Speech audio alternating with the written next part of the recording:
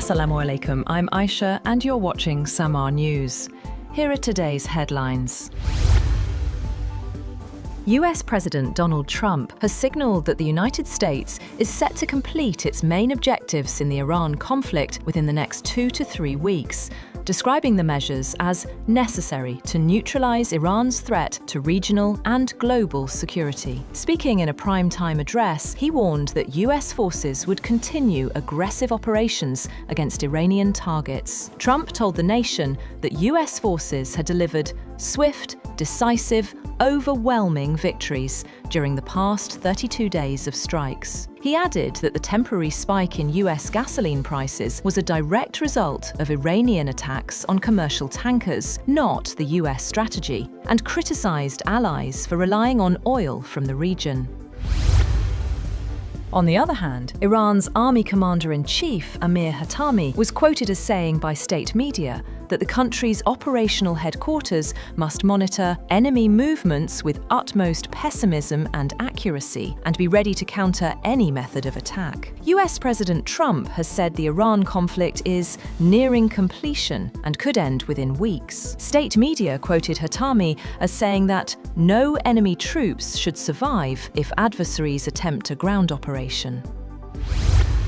Meanwhile, Iranian President Masoud Pezeshkian has addressed the American people directly, urging them to question whose interests are truly being served in the ongoing US-Israeli conflict against Iran. In his open letter, Pezeshkian highlighted the human and strategic costs of the war, asking whether attacks on Iranian infrastructure and civilians align with American priorities. He questioned the destruction of hospitals, pharmaceutical facilities, and other civilian targets. The Iranian president criticized rhetoric from US leadership, including threats to reduce Iran back to the Stone Ages, calling such actions counterproductive and damaging to America's global standing.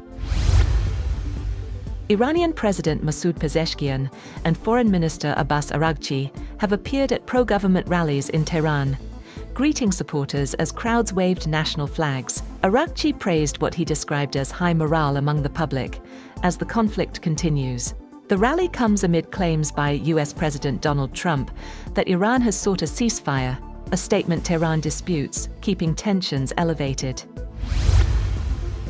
Meanwhile, Iran's Supreme Leader Mojtaba Khamenei has praised Hezbollah and pledged continued support for the group. In a statement, he highlighted Hezbollah's role as fighting intensifies in Lebanon, where the conflict has displaced large numbers of civilians. The Iran-backed group remains closely linked to the Islamic Revolutionary Guard Corps, which has played a key role in rebuilding its capabilities ahead of the current war.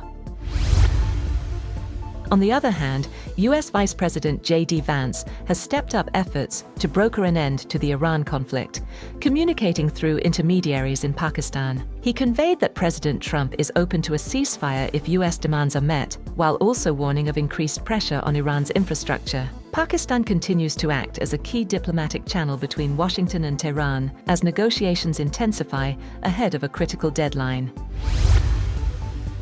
8 Muslim-majority countries have strongly condemned Israel's move to pass a law making death by hanging a default sentence for Palestinians convicted in military courts of deadly attacks. A joint statement released by Pakistan said Pakistan, Turkey, Egypt, Indonesia, Jordan, Qatar, Saudi Arabia, and the United Arab Emirates also emphasized the urgent need to refrain from measures that risk further inflaming tensions on the ground.